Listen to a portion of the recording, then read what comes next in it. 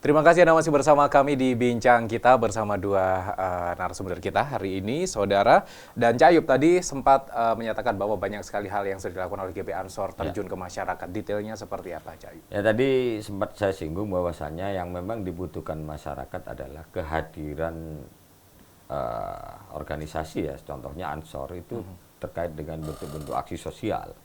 Maka dari itu GP Ansor dengan programnya, baik mulai bersih-bersih masjid, tiap hari Jumat kita Ansor turun ke kecamatan-kecamatan, di situ mungkin sebulan sekali kita keliling, putar-putar ke masjid-masjid untuk melakukan bersih-bersih, karena biasanya kelompok paham-paham radikal ini pertama datang ke masjid, bersih-bersih, setelah bersih-bersih nanti ngajak sholat bersama, setelah ngajak sholat bersama nanti takmirnya yang diganti gitu. Begitu ya? Ya, maka dari itu kita antisipasi itu. Triknya demikian ya? Antisipasi itu. Nah, yang kedua, ya aksi sosial itu. Apabila ada kebencanaan dan sebagainya, Ansor dan Banser harus selalu hadir. Dan itu biar masyarakat merasa, oh inilah Ansor dan Banser ada untuk membantu mereka. Oke, dan umat Muslim memang mayoritas di Indonesia, begitu ya. Dan tidak heran jika umat Muslim ini menjadi penentu keberlangsungan bangsa ini, Cak Ayub. Bagaimana Anda melihat umat Muslim di Indonesia saat ini? Apakah mampu sebagai perekat bangsa atau justru sebaliknya? Saya yakin selama ini saya melihat NU dan Muhammadiyah adalah dua organisasi yang memang dia lahir dan ikut melahirkan negara ini. Itu tidak bisa dipungkiri, dan dari sejarah sudah menyatakan, dan bahwasanya dengan NU dan Muhammadiyah ini adalah organisasi yang bisa merekatkan Indonesia. Justru harus bisa merekatkan ini ya. Ya.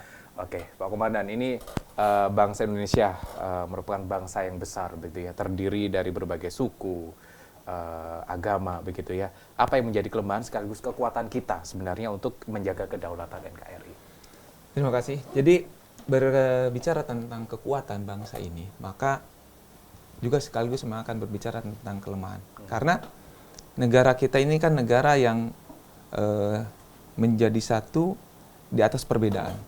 Betul. Jadi perbedaan itulah, kebinekaan itulah kekuatan kita. Dengan perbedaan itu kita memiliki berbagai macam potensi. Ada beribu-ribu macam suku di sini, di negara kita, dan itu bisa menjadi kekuatan, tapi juga sekaligus kelemahan.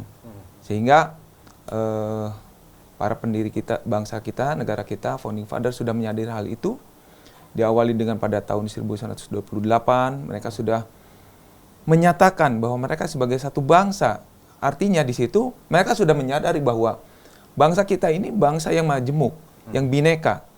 Ya, di situ itu kalau kita ikuti perbedaan itu, maka itu akan menjadi kelemahan. Tapi apabila kita jadikan perbedaan itu sebagai suatu kekuatan, maka itulah yang akan menjadikan bangsa Indonesia akan menjadi bangsa yang besar. Oke, seharusnya kebinekaan ini menjadi kekuatan bangsa Indonesia, begitu ya.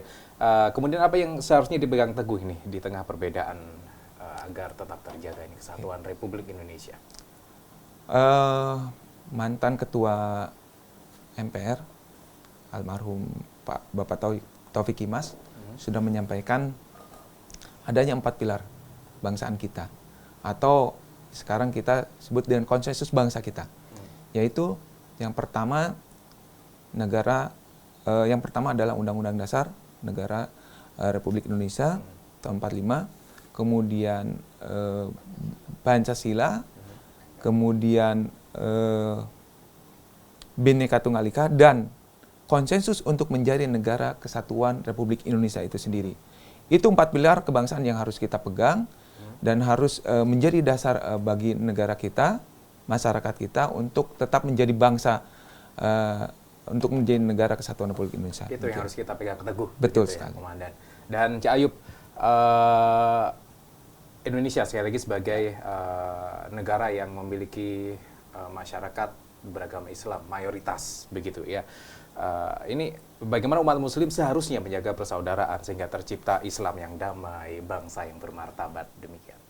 Saya yakin kalau betul-betul memahami Islam, memahami agama Islam, saya yakin Islam itu lahir membawa kedamaian. Betul.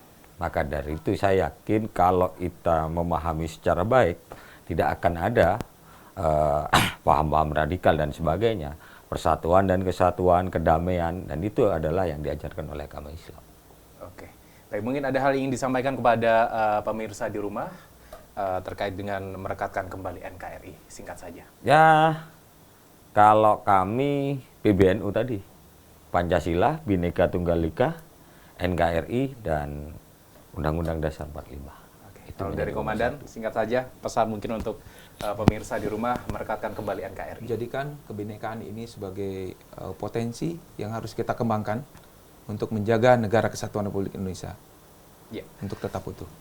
Baik, demikian tadi perbincangan kita saudara dengan narasumber kita yang luar biasa hari ini. Ada Pak Komandan Rudianto dan juga ada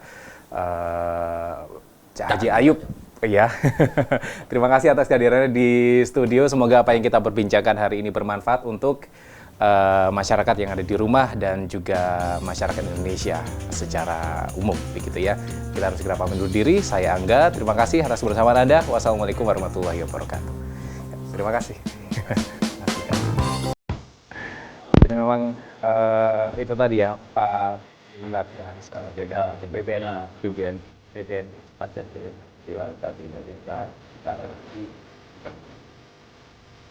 tingkat jadi BBN lebih ya.